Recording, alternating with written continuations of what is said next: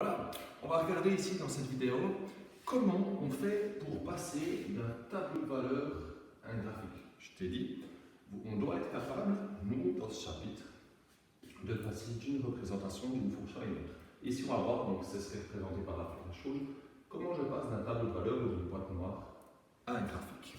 En fait, c'est peut-être une des choses les plus simples dans ce chapitre. Alors, regarde, on a ici un tableau de valeur. J'ai appelé ma fonction f de x. Je ne sais pas ce qu'elle fait, je ne connais pas son expression fonctionnelle, je ne sais pas comment elle passe de la première ligne à la deuxième ligne ici, je ne sais pas ce que c'est. Mais à partir du tableau de valeur, je vais dessiner le graphique de cette fonction. Alors, juste une petite chose, quand toi tu fais le graphique d'une fonction, il faut déjà avoir un système d'axes comme ceci. Il faut toujours que tu légendes tes axes, donc que tu notes x et y. Il faut toujours avoir une graduation sur l'axe, ok? Donc il faut que nous on sache, typiquement si toi tu fais ça dans ton cahier, un carré c'est combien d'unités? Donc toi tu pourrais dire que un carré, par exemple au quadrillage c'est une unité, ou bien dire un carré c'est deux unités, ok? Il y a juste une chose qui est importante à respecter, c'est que sur tout l'axe la graduation est la même. Je ne pourrais pas dire ici par exemple, un espace c'est deux unités, donc ça fait 2, 4, 6. Puis à gauche, un espace, c'est une unité, ça fait moins 1, 2. Okay, il faut que sur tout l'axe, on ait la même graduation.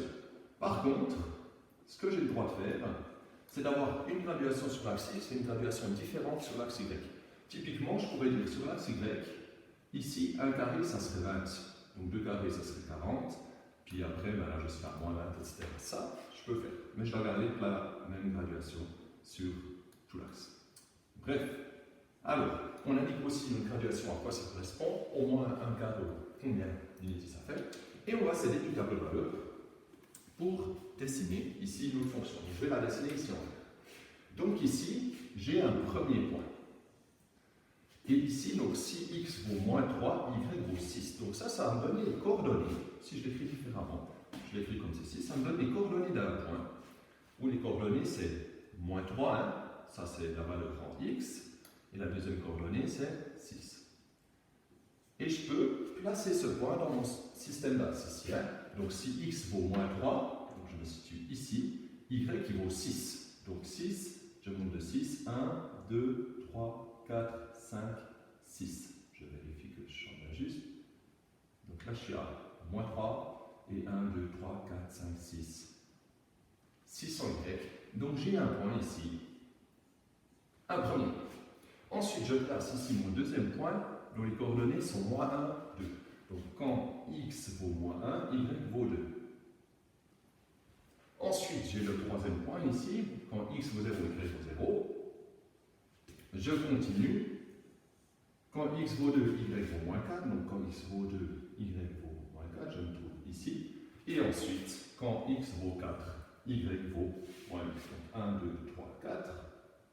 Puis 1, 2, 3, 4, 5, 6, 7, 8. Donc je me situe à peu près ici. Bon, moi c'est pas l'idéal, j'ai pas du quadrillage, je fais à peu près. Vous faites ça précisément. Et ensuite, quand on a placé ces différents points dans notre système d'axes, on prend une règle. Moi j'en ai pas, donc je lis à main levée, mais vous prenez bien la règle. Et je relis tous ces points. Attention, une chose à ne pas faire, que je vois souvent, c'est que les élèves ils relient juste les points comme ça, ils s'arrêtent là. Mais en fait, le graphique, ça sera une droite, donc ça continue à l'infini. Donc ici, on continue, on prolonge le trait, et on le prolonge aussi ici. Et vous, normalement, ça devrait vous donner une droite. Et il ne faut pas oublier toujours de nommer le graphique de cette fonction. Moi, je vous ai dit, ma fonction, elle s'appelle f, donc je vais dire que ça, c'est le graphique de la fonction f de x. Et comme ça, j'ai pu, à partir du tableau de valeur, représenter le graphique de la fonction.